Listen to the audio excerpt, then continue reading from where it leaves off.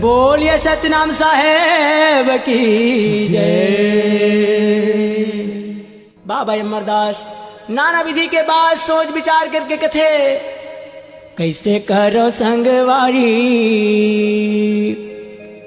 होगे हवा महिला चारी,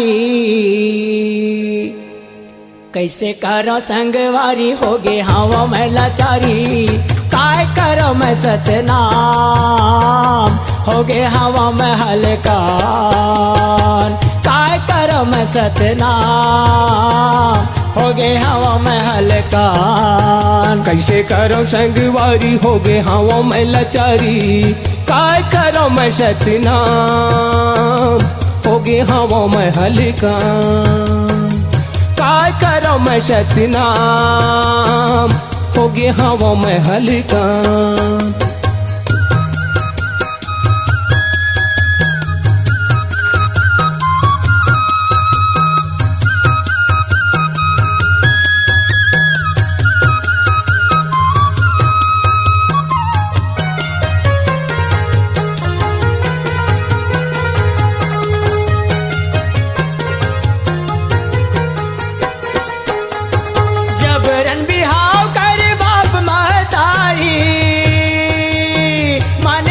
सोचे अमरदास ब्रह्मचारी, जब रन बिहाव करे बाप महतारी, माने मन में सोचे गुरु अमरदास ब्रारी। बाबा अमरदास कहे कि मैं शादी नहीं करा तो बोले मोर इच्छा के विरुद्ध में मोला मोर शादी करके मोह माया की जाल में फंसा दिन कहे बेटा अमरदास हो। जब रन बिहाव करे बाप महतारी, माने मन में सोचे अमरदास ब्रह्मचारी, जब रन बिहाव करे बाप महतारी, माने मन में सोचे अमरदास ब्रह्मचारी। जौहर होगे बड़ा भारी, कैसे जौहर होगे बड़ा भारी, कैसे करो संगवारी, काय करो मैं सतनाम होगे हवा में हलकान, काय करो मैं सतनाम होगे हवा में हलकान, कैसे करो संगवारी होगे हवा में लाचारी, काय करो मैं सतनाम होगे हवा में हलकान, काय करो मैं सतनाम होगे हवा में हलकान।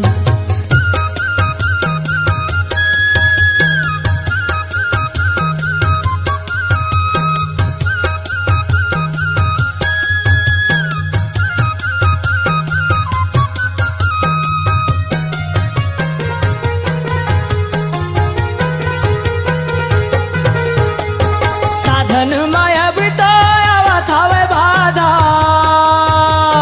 मोर ऊपर बहुत बड़े लागत भी आधा, साधन में बिताया थावे बाधा, मोर ऊपर बहुत बड़े लागत है भी आधा।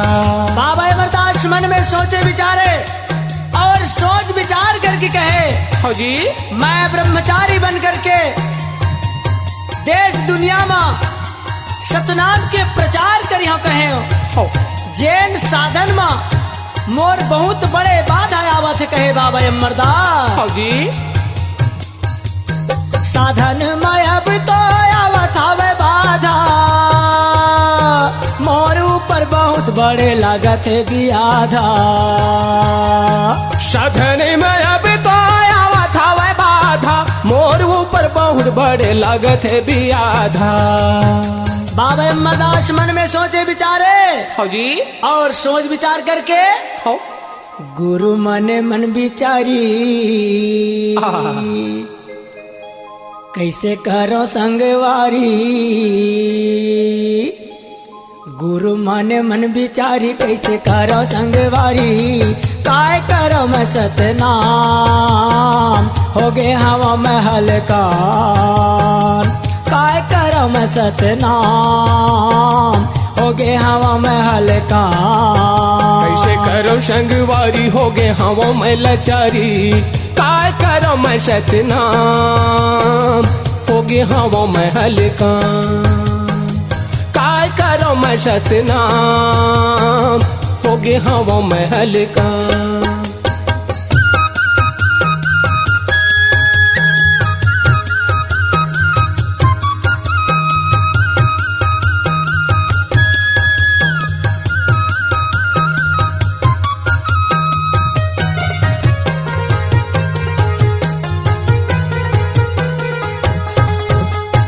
चढ़ के घोड़म गुरु सर पर दौड़ावे, नदिया शिवनाथ पिंडरी घाट चले आवे। चढ़ी के घोड़ा में गुरु सारे पर दौड़ावे, नदिया शिवनाथ पिंडरी घाट चले आवे। बाबा अमरदास नाना विधि के सोच विचार करके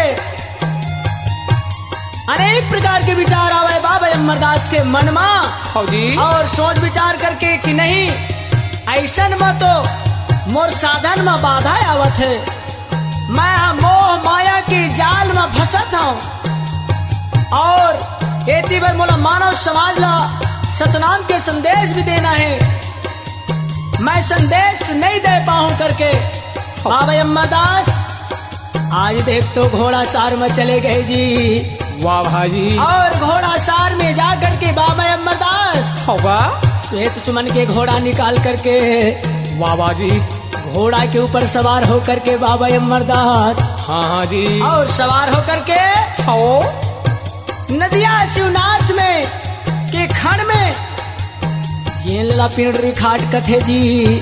वाह भाई। वहाँ पर सरपट घोड़ा दौड़ाते हुए बाबा अमरदास चले गए। होगा चढ़ के घोड़म गुरु सर पट दौड़ावे, नदिया शिवनाथ पिंडरी घाट चले आवे। चढ़ी के घोड़ा में गुरु सारे पर दौड़ावे, नदिया शिवनाथ पिंडरी घाट चले आवे। वहाँ पिंडरी घाट में जा करके शिवनाथ नदिया के खड़ में जा करके खड़ा हो गए बाबा अमरदास, हो और घोड़ा ले उतर गए। हो जी। उतर के देखा थे तब लबालब नदिया बहा थे, हो बाढ़े पूरा दिखत है बाबा अमरदास। हो जी। बाढ़े पूरा बहुते भारी, बहुत बड़े भारी पूरा चला थे शिवनाथ नदिया में। एती बार बाबा अमरदास हो मन में सोचा थे विचारा थे, हो जी। और सोच विचार करके बाढ़े पूरा बहुते भारी, गुरु मन मन विचारी। बाढ़े पूरा बहुते भारी, गुरु मन मन विचारी। काय करम सतनाम, हो गे हवा में हल्का। काय करम सतनाम, हो गे हवा में हल्का। कैसे करो संगवारी, हो गए हवा में लाचारी। काय करो मैं सतनाम, हो गए हवा में हल्का। काय करो मैं सतनाम, हो गए हवा में हल्का। कैसे करो संगवारी, हो गए हवा में लाचारी। कैसे करो संगवारी, हो गए हवा में लाचारी। काय करो मैं सतनाम, हो गए हवा में हल्का। काय करो मैं सतनाम, हो गए हवा में हल्का।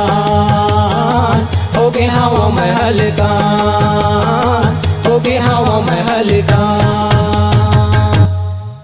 बाढ़े पूरा ला देख करके बाबा अमरदास जी का बना मैं भाई। दुनिया में कोई आदमी मनखे ला देख करके कथे कि भैया पहली तो देखे तो कोई नजर भर में नहीं दिखे कोई मनखे के, हो और कोई नहीं दिखे तब बाबा अमरदास कथे के कोनो तो मोर नजर में नहीं दिखते, और मोला ये नदिया ले वो पार भी जाना जरूरी है कथे। हो और संध्या के समय बेरा बूढ़ा थे, दुनिया में कोई डोंगहार केवट भैया ला देख करके बाबा अमरदास कथे कि केवट भैया ये डोंगहार कहे।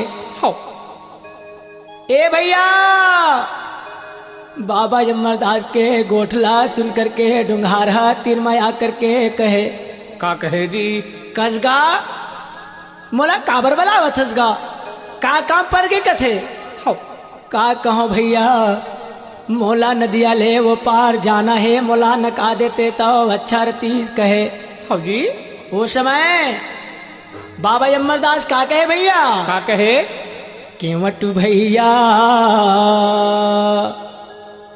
केवट भैया नदिया ले पार नहका दे केवट भैया नदिया ले पार नहका दे केवट भैया नदिया ले पार नहका दे केवट भैया नदिया ले पार नहका दे ए भैया निखात राज मोला नदिया ले वो पार जाना जरूरी है मोला नदिया ले पार नका देते तो बहुत बड़े पुण्य के काम होती इस कथे हो जी केवट भैया नदिया ले पार नहका दे केवट भैया नदिया ले पार नहका दे केवट भैया नदिया ले पार नहका दे केवट भैया नदिया ले पार नहका दे बड़े आफत में पड़े हवा बड़े आफत में पड़े हवा आफत हटा दे केवट भैया नदिया ले पार नहका दे केवट भैया नदिया ले पार नहका दे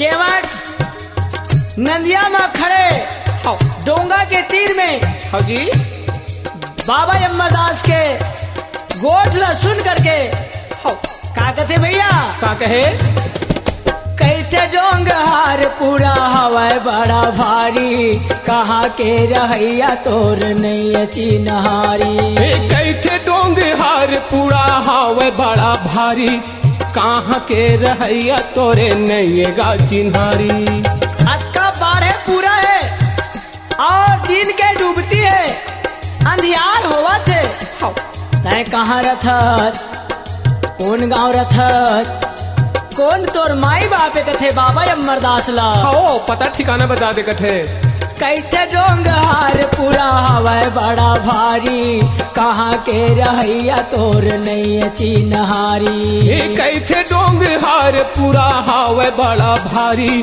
कहाँ के रहैया तोर नहीं चिन्हारी बाबा अमरदास डोंगहार के गोठला सुनकर के का जवाब देवते भैया का जवाब देवा भाई रैता तेलासी मारा नहीं मैं लबारी पिता घासी दास मोर सफुरा महतारी रैथा तेलासी मारो नहीं मैं लबारी पिता घासी दास मोर सफुरा महतारी तय मोर पता ठिकाना जानना चाहतस हो तो ये दे सुन के थे बाबा अमरदास मैं तेलासी गांव में रहता हूँ मोर पिता के नाम है गुरु बाबा घासीदास और मोर माता के नाम है सफुरा दाई कहे हो एक छोड़ मैं तोर से कोई झूठ नहीं बोला हूँ न लबारी मारो कहे हो जी रहता तेलासी मारा नहीं मैं लबारी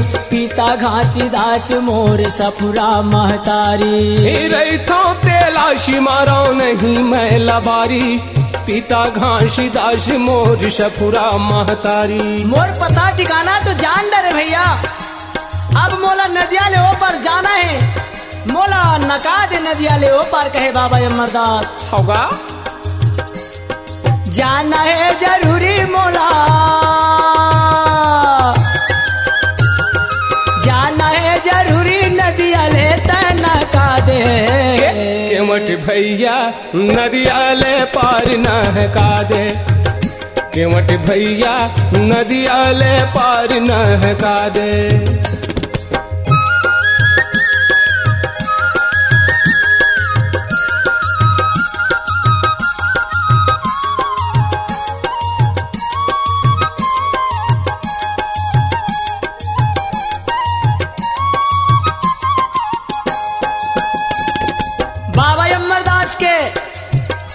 नाना विधि के गोठला सुन करके हाँ डोंगहार कथे का कहे संझा के बेरा में बेरा डूबा थे बिना पैसा कौड़ी के और तय अनचिन्हार हस रात्रि के समय तोला नहीं नकाम कथे हाँ तो बाबा अमरदास वो समय डोंगहार ला का कथे भैया का कहे जी मुफत में तोर बानीला मैं नहीं टोरा काली मैं चुकाऊं थोर को मुहला नहीं मोरा मोफद में तोर बनीला मैं नहीं टोरा काली मैं चुका हूँ थोर को मुहला नहीं मोरा मैं मुफत में तो डोंगा में नहीं चढ़ के पार हूँ भैया मैं तोरा विश्वास देवत हूँ कि काल बिहनिया वो पार ले ये पार जब आहूं तो आती जाती दोनों तरफ की बनी रहा तोरा देवत जाऊं कथे हाँ मैं मुंह नहीं मोड़ाओ मैं लबारी नहीं मानो कथे मुफत में तोर बानीला मैं नहीं टोरा काली मैं चुकाऊं थोर को मुहला नहीं मोरा मोफद में तोर बनीला मैं नहीं टोरा काली मैं चुका हूँ थोर को मुहला नहीं मोरा बाबा अमरदास के गोठला सुन करके डोंगहार कहे नहीं नहीं मोला विश्वास नहीं है का तय देबे कि नहीं देबे एकर कोई ठिकाना नहीं है कथे डोंगहार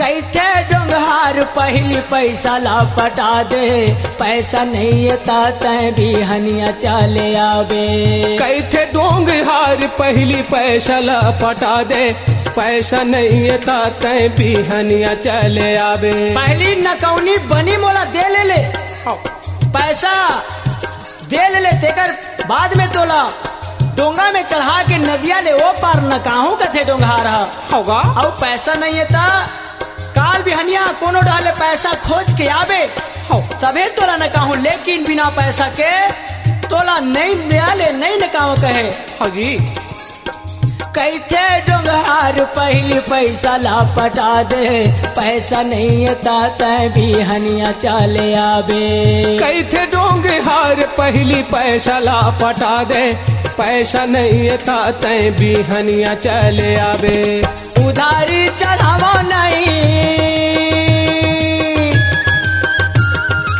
उधारी चढ़ावा नहीं पैसा ला पटा दे केवट भैया नदिया ले पार ना हका दे केवट भैया नदिया ले पार ना हका दे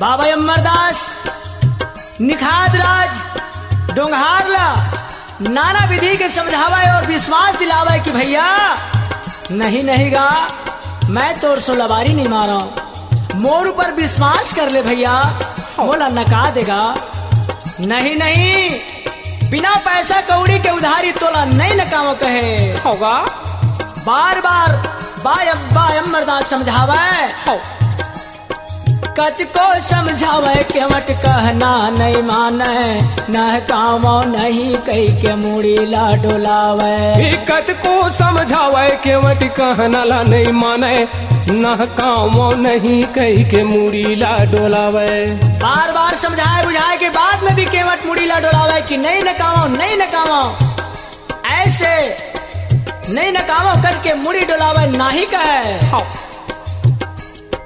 कत को समझावे केवट कहना नहीं माने न कामो नहीं कई के मुड़ी ला डोलावे कत को समझावे केवट कहना ला नहीं माने न कामो नहीं कई के मुड़ी ला डोलावे जब मुड़ी डोलावे नहीं न कामो करके तब बाबा अमरदास ओकर वचन सुन करके हाँ जी का बनावे थे जी का बनावे भाजी सुनत बचन गुरु घोड़ा ला दौड़ावे देखते देखत नदिया ले पार हो जावे सुनते बचन गुरु घोड़ा ला दौड़ावे देखते देखत मन नदिया पार हो जावे श्वेत सुमन में चढ़ करके बाबा अमरदास घोड़ा में सवार होकर के और पल्ला घोड़ा दौड़ाते हुए अपन पिता गुरु घासीदास और सृष्टिकर्ता सतनाम सतगुरु बाबा के ध्यान लगावत। हाँ जी। सतनाम पिता हाँ।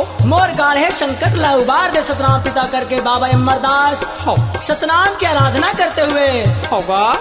सुनत बचन गुरु घोड़ा ला दौड़ावे, देखते देखत नदिया पार हो जावे। सुनत बचन गुरु घोड़ा ला दौड़ावे, देखते देखत नदिया पार हो जावे। बाबा के सतनाम के महिमा ला देख करके हाँ। केवट का बनावत जी? का बनावे भाई? मन मन पछतावे केवा, मन मन पछतावे केवट करम लाठा ठाके।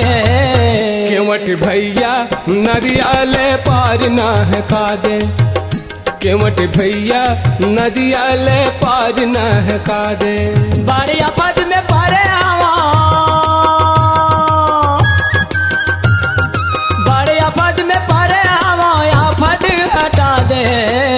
केवट भैया नदिया ले पार ना है का दे, केवट भैया नदिया ले पार ना है का दे।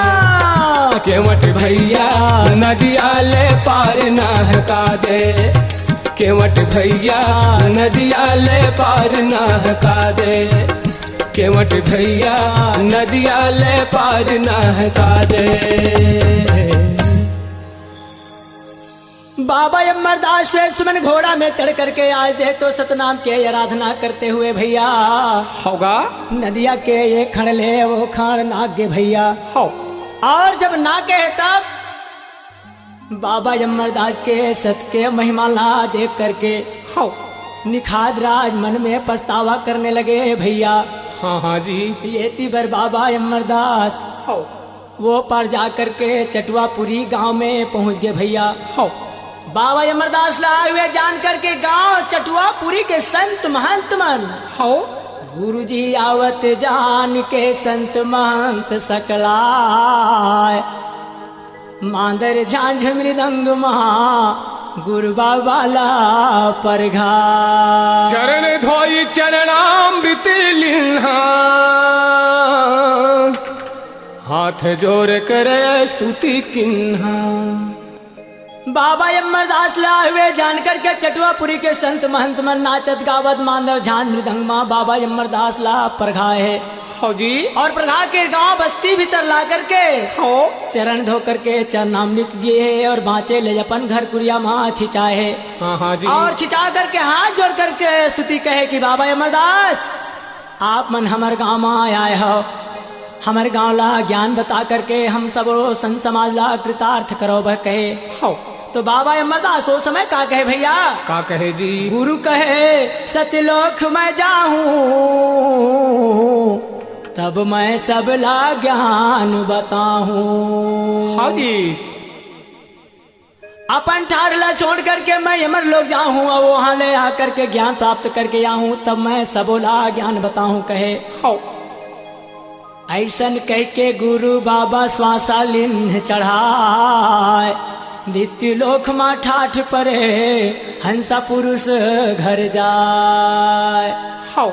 बाबा अमरदास जगह लिपाए पोताए है और सफेद कपड़ा ओढ़ करके जब लेटे है तब कमल कंचन रूपी कायाला छोड़ करके बाबा अमरदास के ठाठ ले हंसा हाय अमर लोग चले गए भैया। हो।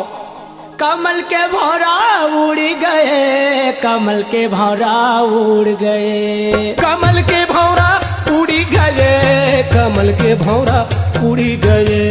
कंचन कमल रूपी कायाला छोड़ करके बाबा के अमरदास अमर लोग चले गए भैया।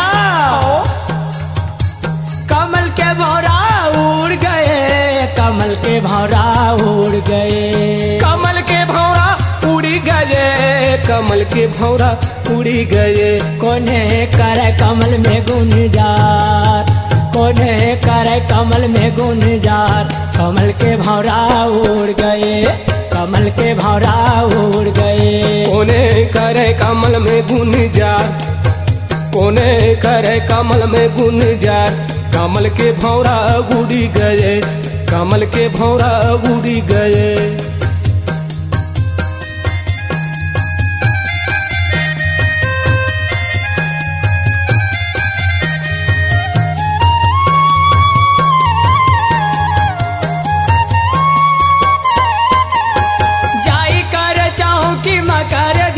लारी हो कमल के भौरा उड़ गए। जाई कर चौकी मकारी दिनी चारी हो कमल के भौरा उड़ी गए। जैन मन बाबा अमरदास पर जलन मरे वो मन के मन हाँ पुलिस चौकी में जा करके चाली कर दिन तब हाँ जी रिपोर्ट माया वह पुलिस दल लारी हो कमल के भौरा उड़ गए। रिपोर्ट माया वह पुलिस दल लारी हो कमल के भौरा उड़ी गए।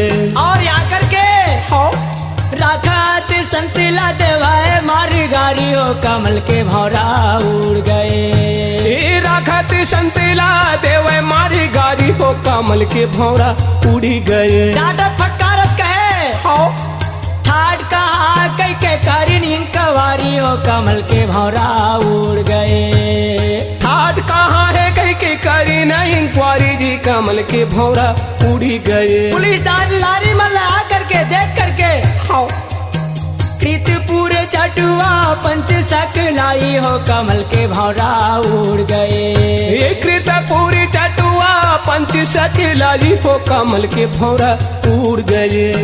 गाड़ा गौटिया पटेल झुर जाई हो कमल के भौरा उड़ गए। गाड़ा गौटिया पटेल जुरी जाई हो कमल के भौरा उड़ गए। सबो संत महंत मल्ला जैन समय डांटे फटकारे तब संत महंत मन रोवत बिलखत होगा कहे कि नहीं साहब महाराज नहीं हुजूर नहीं साहब हमार गुरु बाबा अमरदास कोई गलत काम नहीं करे है।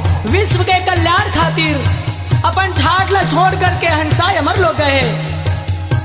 कोई कहे हमर गुरु गोसाई हो कमल के भौरा उड़ गए। कोई कहे हमार गुरु गोसाई हो कमल के भौरा उड़ गए। हमार गुरु गोसाई विश्व के कल्याण के खातिर समाधि लगाए जगत भलाई हो कमल के भौरा उड़ गए। समाधि लगाए है जगत फल भारी हो कमल के भौरा उड़ गए। ऐसे रोवत बिलखत साहब मन समझाए है तब उनकर कहना ला नहीं मान करके पुलिस दल लारी ऑफिसर मन का कहे जीव मार के बहु करे चतुराई हो कमल के भौरा उड़ गए। जीव मार के बहु करे चतुराई हो कमल के भौरा उड़ गए। जीवला मार करके और सजा के डर में झूठ बोला था कहे सबो संत ला पुलिस देव गाई हो कमल के भौरा उड़ गए। सबो संत ला पुलिस देव गारी हो कमल के भौरा उड़ गए। संत महंत के कोई भी अर्जी बिनती ले नहीं सुने पुलिस वाले मन सुने नहीं थी नहीं न संत पुकारे जी कमल के भौरा उड़ गए। सुने नहीं थी नहीं न संत पुकारे जी कमल के भौरा उड़ गए। कोई अर्जी बिनती ले नहीं सुने पुलिस दल वाले मन तो संत महंत मन होगा नैना ले गंगा के समान आंसू के धार बहाते हुए धर धर धर धर रोवा बिलखत कहे हे सतगुरु बाबा हे सतनाम हे सृष्टिकर्ता मालिक हमार गुरु बाबा ऊपर महान भारी अन्याय होते सतगुरु बाबा आके हमला सतनाम के संदेश दे दे बाबा कहे हे सत गुरु सत नाम पुकारे जी कमल के भौरा उड़ गए। हे सत गुरु सत नाम पुकारे जी कमल के भौरा उड़ गए। कोने करे कमल में गुनी जा कोने करे कमल में गुनी जार कमल के भौरा उड़ गए। कमल के भौरा उड़ गए। कोने करे कमल में गुन जार बाबा कोने करे कमल में गुन जार कमल के भौरा उड़ी गए। कमल के भौरा उड़ी गए। ये कमल के भौरा उड़ी गए। कमल के भौरा उड़ गए। कमल के भौरा उड़ गए हो कमल के भौरा उड़ गए। कोने करे कमल में गुन जार कोने करे कमल में गुन जार कमल के भौरा उड़ गए। कमल के भौरा उड़ गए। कमल के भौरा उड़ गए। कमल के भौरा उड़ गए। बोलिए सतनाम साहेब की जय। C-Log Digital Recording Studio, Cordoba. Contact number 99071192115.